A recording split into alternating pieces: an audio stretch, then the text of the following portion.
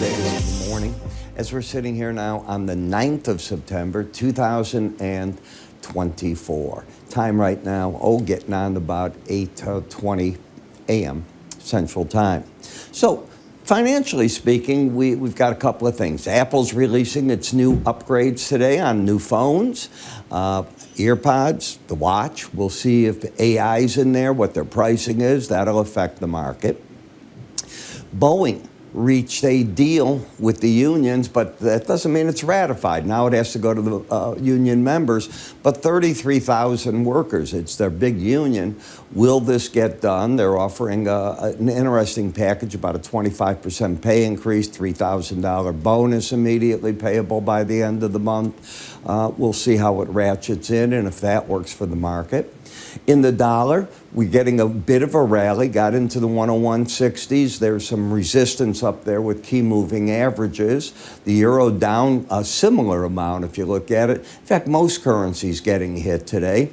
In the metal markets, we bounced away. We took out Friday's low in the copper market and then surged almost 10 cents from there. Sort of thin trading, not sure what's going on. Chinese data over the weekend that came out was very weak. They may be entering into deflation. Their CPI numbers just keep falling away and they are close to zero. Now the question is, do they go negative on them? Our stock's doing okay. This morning, what we have here is we're going to have July wholesale inventories at 9 o'clock. They're looking for a minor increase. I didn't know what the number was. I read it was a minor increase over the prior months, 2%, 0.2%, so, flat maybe. The Federal Reserve July consumer credit data comes out today at 2 o'clock. They're looking for that to come in about $11 billion, which compares to the June number of plus 8.9. But none of this is major news in the marketplace. We are looking at energy prices with a very, very timid bounce in the marketplace. Morgan Stanley came out today and revised their Brent crude oil call. They had been looking for $78 into year end. They've dropped it to $75 on average, and they kept that number through all of 2025. It won't stay like that.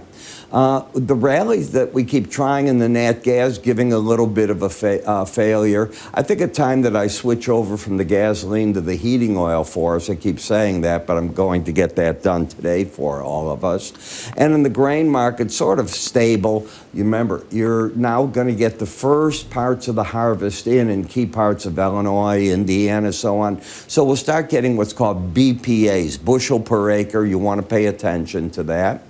In Bitcoin, you got under the 55,000 level and getting your first real bounce. We're noticing that over $1 billion came out of the different ETFs over the week, so that's fairly important in all the cryptos. They haven't been doing the job like the precious metal markets have of holding against the wildness that we're seeing in stock indices. So that's pretty much where we're at. I'll catch up with you all at the end of the day with our market wrap-ups. You have yourself a great trading day. See you then.